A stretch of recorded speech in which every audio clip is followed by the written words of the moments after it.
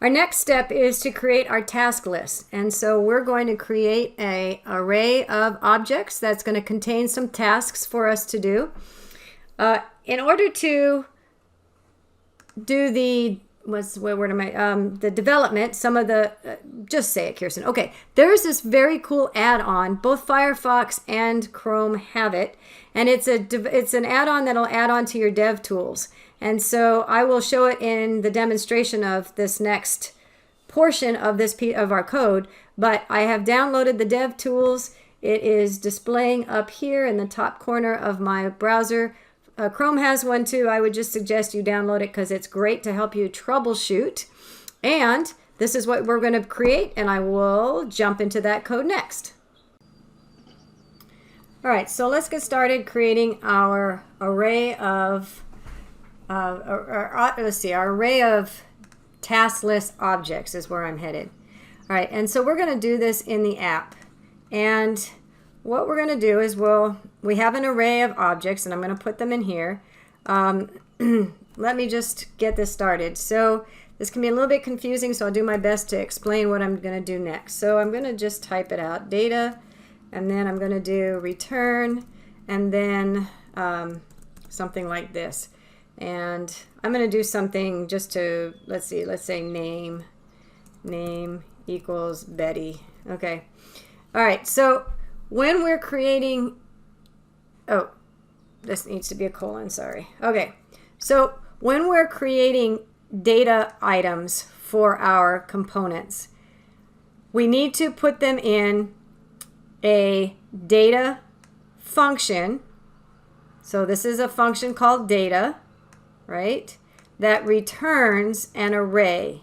And in our array, we can put whatever, maybe we have something that has last name. I'm going to erase these. I'm just using this as a example to start with. So the reason why we have to put these into a function, so our values are name and last name, which is completely spelled wrong, but that's okay, you get the idea, is if we think about our component and we can stamp out multiple components. Every component that we create, if we created 5 of these for example, for whatever reason, and each of those components is going to have the name of app. That makes sense. That value is the same for all of the components that we would stamp out. And all of those components would have to export the header component. That's true for all of them. But the idea in stamping out multiple versions of this component is that they might have unique names. For example, component app 1 might be for Betty White. Think about a contact list, for example. App component number 2 that we create in our HTML using this component might have Fred Flintstone. The third one might have Betty Boop.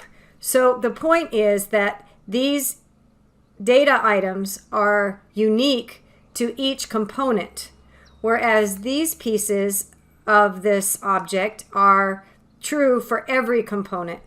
And so in order to keep our data elements, such as names, unique for each component, we have to put them into this function that will return unique properties for each component that's stamped out. I hope that makes sense. So if it doesn't make sense, just memorize that you have to do a function called data with a return. But if you are on a need to understand why basis, then this is the reason why. So now that I've formatted that, I'm going to erase Betty White because that really wasn't what I wanted to do there. Now I've got too much going on here, so let me erase my mess before I explain what I'm trying to do here. All right, so let's see what I've done. So in my return statement, remember that I'm returning an object of whatever I want to put in here, whatever data elements. In this case, I'm going to return a property called tasks, and in my tasks is an array of objects. So each of these is a separate object. It's an array of objects. And for reasons you'll see very shortly, I am giving each of these objects a unique ID, which really doesn't mean anything to my task list per se, but Vue will find that very interesting shortly. So each object has a title of some task that I need to do, and I'm also keeping track, a Boolean, of true or false, whether or not that task has been completed. All right, so what we need to do next is we're going to create a component, another component, I'm going to close this one out, that will display our tasks. All right, so to do that, I'm going to go back into my project folder here, and we're going to create a new component. So I'm going to right click on this component folder, choose new file, and I'm going to call this task list, tasklist.vue. Okay, and I'll put these side by side so I can see them together. Minimize my project folder so I don't have to see that. And again, we're going to set up our skeleton. So there's a template. And in my template, I'm going to create I think in this case, I'm going to create some paragraphs. Let me start with a div because that's a good place to start. And in here, I'll just put something simple for the moment called task list. And then again, we need to have a script tag. If I do script, there we go, then I don't have to worry about that. I'm going to give it a name of task list. And let's do, for practice, let's do a prop. And we'll put in title. I don't know. The title, doesn't really matter. And the idea is that we're going to put that title in here. This is kind of a refresher from the last video. Okay, and so I don't have any custom styles that I'm going to use for this particular example, so we'll just keep going from here. All right, so in my app view, I want to put a semicolon here. I want to import task list, which I'm getting from here, right? It's in the same location, so components. And I called it task list view. You don't have to have that view at the end. You can, you don't have to. Anyway, and so now I want to include that here underneath my header. So I'm going to utilize that which I just imported, which is task list. Okay, it said this component exposed to me the attribute for the message here, so I can make sure I put in the title equals my tasks, so we can see that come up. And remember, if I am utilizing an external or an imported task list, that I'm going to have to export it, so whoever is importing the app has access to that as well. So we need to also export that. Okay. And so we should have, let's see, I'm going to show us our page here. It should be working. So we are sending the string my tasks into this paragraph that has the title. In fact, I don't really like that. Let's do this as an H1. That's all right. Way better. And then I lost that page. So there we go. All right, perfect. So now we've successfully, just like we did with the header, we have created a task list component. We've imported it, and via the title, we've sent a string to H1. All right, so we actually are going to want to, I'm going to make a paragraph. And the idea here is that I'm going to send via props the tasks array, so that we can loop through the tasks and display them here in our task list view. All right, so before I move on, let me just bring to your attention, I'm going to right click and go back to inspect element. And at the beginning of this video, I suggested that you download that Vue extension, developer tool extension. And so this is going to be real handy here. We should see, there's our app component, there's our header component, and we can see that the header has received some data through our props, view to do, that makes sense. And let's look at the task list. So our task list also has the props, the title, and we've sent over my tasks. And I bring this to your attention because it'll be a great tool to help us troubleshoot our next issue. All right, so I would like to send from the parent to the child some data, and I want to send this array of objects. And so it makes sense, based on what you told me, that I can put in my tasks, let's do, I don't know, tasks here. Okay, so the idea is that we're going to send, I want to give it a different name. Let's do task list. I just want to give it a different name than, I think it's all over. No, that's fine. I just want to give it a different name than our array names, just so we can keep track of what's happening. And so ideally, I would like, and I'm not going to try and print it out yet because I want to demonstrate something. So the point was that we can therefore send, just like we've done here, we sent the title to the props, which got displayed.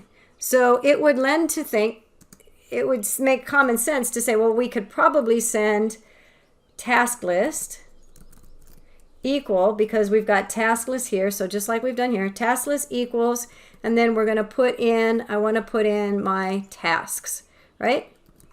Makes sense. So I want to send my array to the property and then somehow have it displayed. Well, let's just see what happens. So my browser refreshed, and I'm going to click on app, just like we did before, and now I'm going to click on task list to see what properties came over. And it turns out that the only way I can send props the way we just did, utilizing this syntax, which is working, but tasks is coming over, as a string and not as an array of objects, which is ultimately what I need. And so if we're going to send data that's not a string, in this case, we're doing exactly that, we need to do this a little bit differently. And instead, what we have to do is something called vbind. Let me just type it out, vbind. And it's a binding. So we are, vbind is a directive, a Vue directive, which allows us to bind to either a attribute like class, and we'll do that a little bit later, or href, or image, or any of our attributes. In this case, this is a custom attribute. So now by using vbind instead of just the attribute name, now we should get our array. And let's just verify that. So I'm going to pull back the dev tools and click on task list. And this time you'll see that now we didn't get tasks as a string, but we actually got it as the array, which is really what we wanted to do. So now I've got 3 objects, which makes sense. I have the learn HTML, 1, 2, and 3. So now I'm getting the data into the task list. I'm getting the data from the parent to the child through the custom attribute. I just had to use a vbind directive rather than just being able to access the attribute directly, because it's not a string. This only returns a string. Whew. All right. And so now we're going to take that array and we're going to loop through it with what's called the v4 directive. And so v4 is just like a for loop. It's going to loop through our array, and for each time it loops through the array, we're going to have it display the title. So we're going to loop through this array that we just saw that came over and print out the title each time it goes through that loop. And so the way we do that is we're going to do v4, and I'll just put the word task in, and then our array that we brought in, which is this task list. Okay, so every time we go through the array, every time you loop through the array, print out a p tag, and let's put what we want it to. So we want you to print out task, which is what's being put in here. The single task is being put into this variable. And then what property do we want? We're going to want this title. So we're going to put in title. All right. And we're still getting a failure to compile. And the reason for that is we have to add one more piece of data here. And it's probably best if I just say it or type it and then say it. vbind, and then we're going to do key equals task.id. All right. And so before I explain what that is, let's just make sure it worked. And so I looked in my browser and I see that it did in fact work. And so if I look at the inspector, and I should see a bunch of p tags written with each of those. So you can see right down here at the bottom, I'm trying to let you see the code at the same time, but you can see that a p tag was written for each element that was found in that object, and the object's title was included. And so this vbind, so now again, vbind is binding an attribute, and anytime we loop through an array of what we call iterables, or an array of objects, anytime you loop through something using the v-for, we have to tell Vue the unique ID for that value. And the reason is, remember, a unique ID, I told you we did a unique ID here. It just gives Vue a better grasp on that element. In other words, Vue, we just saw, dynamically wrote 3 different paragraphs. Well, we can just as easily dynamically have it write 5 more paragraphs and delete 3 and add more and delete more and edit some. And so this just gives Vue a little bit easier time to keep track of each of those individual elements that are written with our v-for. So you have to give it some kind of a unique value. I just created some unique values here, and that made v-for directive happy, which is the goal, right? To get rid of the ugly squiggly lines and to actually have it print out that which we needed. And so, in a long-winded speech, that's the purpose of that. And we have successfully now looped through our tasks that was sent to us from the parent through the vbind directive into our props. Props to you if you're following along and have yours working up to this point.